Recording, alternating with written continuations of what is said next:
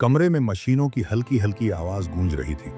अस्पताल की सफेद दीवारों के बीच एक बिस्तर पर सुमित्रा देवी लेटी थी।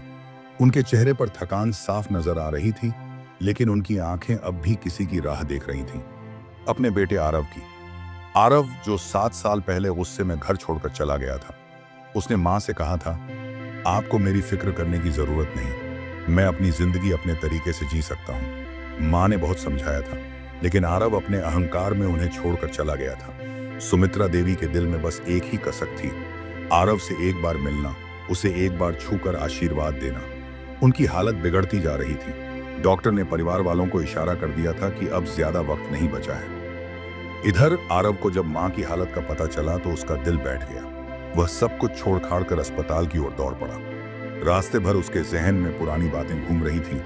मां की प्यार भरी डांट, उसकी हर जरूरत का ध्यान रखना, ठंड में उसके लिए स्वेटर बुनना, और फिर वह आखिरी बहस जिसके बाद उसने मां को छोड़ दिया था। अस्पताल पहुंचते ही आरव हांफता हुआ मां के कमरे में दाखिल हुआ।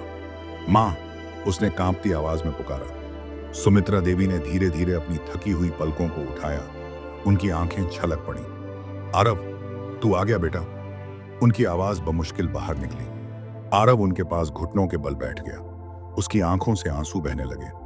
मां, मुझे माफ कर दो, मैंने आपको बहुत दुख दिया है। सुमित्रा देवी ने कांपते हाथों से आरव का सिर सहलाया। उनकी आंखों में सुकून उतर आया था, मानो उनका हर दर्द अब मिट चुका हो। मुझे तुझसे कभी कोई शिकायत नहीं थी बेटा, तू बस खुश रहना। इतना कहकर उन्होंने आंखें मूंद ली।